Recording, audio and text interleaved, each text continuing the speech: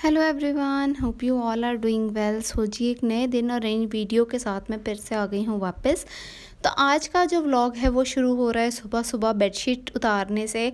तो आप लोग भी सोच रहे होंगे इतनी सुबह सुबह फ़ौरन उठते ही ना कोई नाश्ता ना कुछ, तो मैं बेडशीट क्यों चेंज कर रही हूँ। तो बेडशीट मैं इसलिए चेंज कर रही हूँ क्योंकि हेल्पर आ गई थी काफ़ी जल्दी, क्योंकि उसने वॉशिंग मशीन लगानी थी।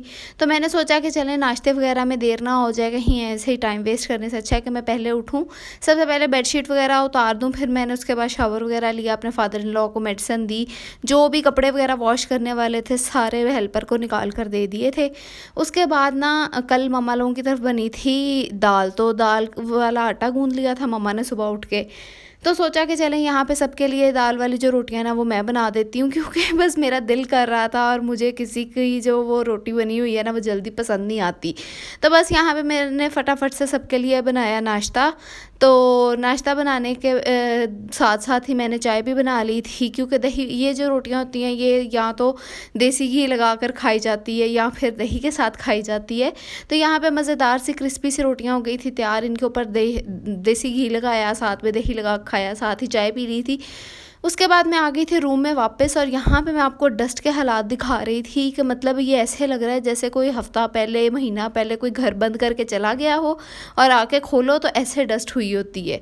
और कोई यकीन कर सकता है कि ये भी रूम में कल डस्टिंग हुई थी। मतलब इतनी डस्ट रोज़ कहाँ से आ रही है मुझे समझ नहीं आती। तो खैर यहाँ पे हेल्पर अगर आज टाइम से आ ही गई थी तो मैंने सोचा कि चलें जी इस हेल्पर को पकड़ते हैं, आज इसका फ़ायदा उठाते हैं।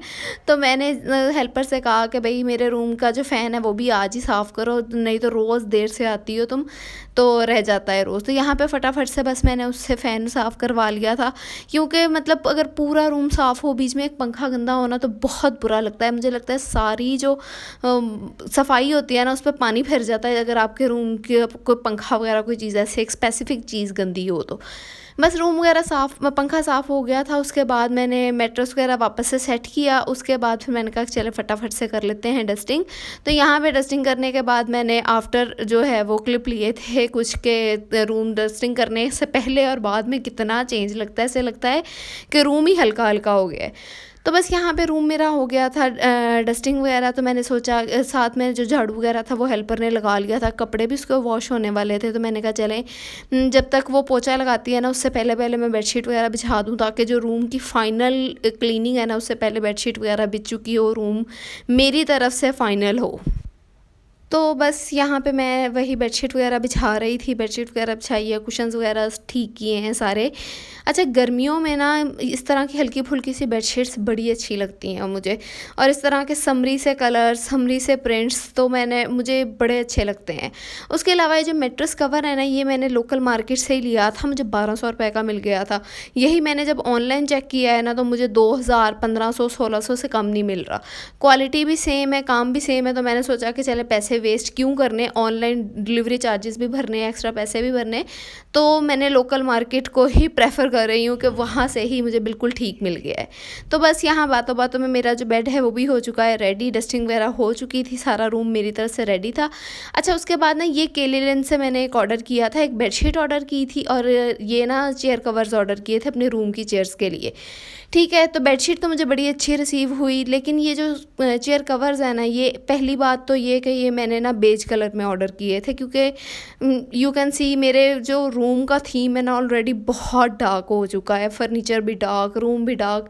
तो मैं चाह रही थी कि समर है ना तो मैं थोड़ा सा लाइटन अप करूँ चीज़ों को, समरी सी बेडशीट्स और कवर्स वगैरह मंगवाऊँ ताकि रूम ना थोड़ा ब्राइट ब्राइट लगे। लेकिन फिर वही हुआ, इन्होंने मुझे ब्राउन कलर में भेज दिए।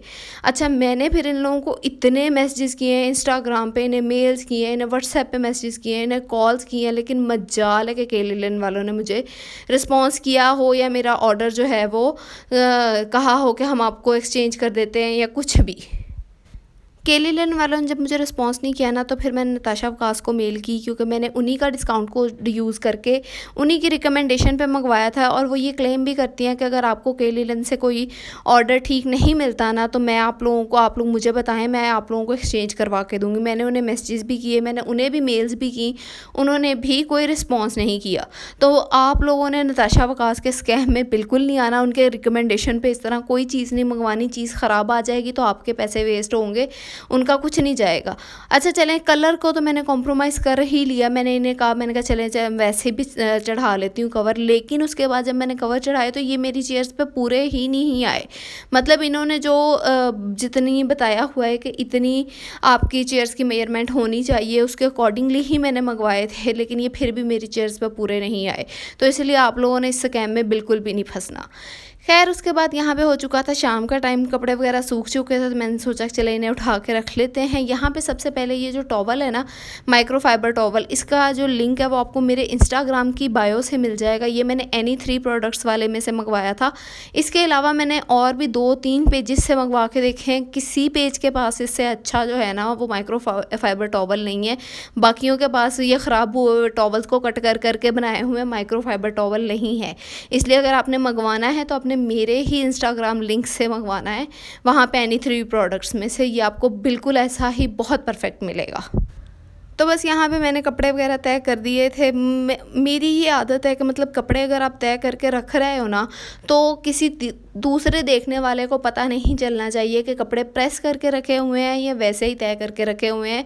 इतनी नीट आपकी तय लगी होनी चाहिए, आपकी कबर्ड इतनी नीट होनी चाहिए, इतना ही सफाई के साथ आपकी चीज़ें पड़ी होनी चाहिए। तो बस यहाँ पे मैंने अपने कपड़े वगैरह सारे किए थे तय, बेडशीट जो वॉश हुई थी वो भी तय की, सारी चीज़ें उठा के तो कबर्ड में रख दी थी। कबर्ड वगैरह भी सेट हो गई थी, रूम मेरा ऑलरेडी बड़ा साफ़ था आज। तो उसके बाद बस मैं खाना वगैरह खाया। आज बने थे टिंडे चिकन, और साथ ही मैंने ना बस एक रेमेडी बनाई थी। ये रेमेडी मैंने आपके साथ पहले भी शेयर की है, लेकिन इसके रिज़ल्ट्स इतने कमाल हैं कि मतलब मैं जितना कहूँ ना उतना ही कम है। मेरे अब्बू की डेथ के बाद भाइयों पे बेचारों पे बहुत ज़्यादा बर्डन हो गया है, सारा दिन धूप में फिरते हैं, तो बेचारों की ना स्किन बहुत डैमेज हो गई थी। तो ये रेमेडी मैंने उन्हें ज़बरदस्ती बनवा कर लगवाई थी, और एक ही दफ़ा यूज़ में ना कमाल के रिजल्ट्स आए थे। करना क्या है, आपने 2 चम्मच हल्दी ले लेनी है, उसको रोस्ट कर लेना है इतना कि वो कॉफ़ी कलर में आ जाए। 2 चम्मच ही उसके अंदर बेसन डालने हैं, थोड़ा सा नींबू डाल लें, अगर नींबू नहीं है तो टमाटर का पानी डाल लें, उसके अंदर थोड़ा सा दही डाल लें, थोड़ा सा शहद डाल लें अगर आपकी स्किन को सूट करता है तो। बाकी का आप लोग रोज़ वाटर या फिर बिल्कुल ठंडा बर्फ़ वाला पानी बना लें। यहाँ पे जो कंसिस्टेंसी मैं आपको दिखा रही हूँ ना, ये काफ़ी थिक है। इसके आपने ना थोड़ी सी पतली कंसिस्टेंसी कर लेनी है ताकि लगाने में भी आसान हो और जल्दी जल्दी ड्राई भी हो जाए। ड्राई होने के बाद आपने इसको रगड़ के उतार देना है, और बाद में बस फेस और अपने हाथ पैर वगैरह जो वहाँ पे भी टैनिंग है उसको वॉश कर लेना है। अमेजिंग रिजल्ट्स आप लोगों को मिलेंगे। उसके बाद जी बस ये था मेरा आज का व्लॉग। यहाँ पे मैं आपको दिखा रही थी चाँद, क्योंकि मुझे चांदनी रातें बहुत बुरी लगती हैं, तो मुझे बड़ी इरिटेशन हो रही थी इस चाँद से। तो खैर बस ये था मेरा व्लॉग। अच्छा लगा हो तो लाइक करना ना भूलिएगा, मुझे दुआओं में याद रखिएगा। मिलते हैं नेक्स्ट वीडियो में। अल्लाह हाफ़िज़।